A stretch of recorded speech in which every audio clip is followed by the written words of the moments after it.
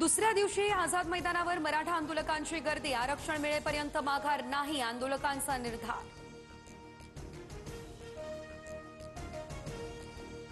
सरकार इंग्रजांपेक्षाही बेकार, आंदोलकांना पाणी आणि जेवण न मिळावं यासाठी दुकानं केली बंद। जरांगेंचा आरोप, आम्हीही तुमच्या सभांवेळी गावाकडे पाणी बंद करणार, जरांगे आक्रमक।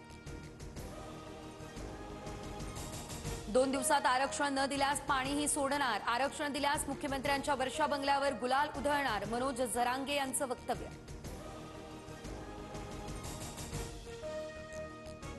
फक्त आश्वासनं देणार नाही तर कायदेशीर संविधानात बसणारा मार्ग काढावा लागणार। ओबीसी समाजाला सांभाळून मराठा समाजाला न्याय द्यावा लागेल, फडणवीसांची प्रतिक्रिया। मुख्यमंत्र्यांसह उपमुख्यमंत्र्यांना भेटणार, मराठा आरक्षणावर लवकर तोडगा काढण्याची मागणी करणार। जरांगेंच्या भेटीनंतर सुरेश धस यांची प्रतिक्रिया। मराठा आणि ओबीसी भांडणं लावण्याचा प्रयत्न, मात्र आंदोलनावर पोळी भाजू नका, तुमचंच तोंड भाजणार, फडणवीसांची विरोधकांवर टीका। सोयीची भूमिका घेणाऱ्यांनी ठाम भूमिका घ्यावी, फडणवीसांचं विधान।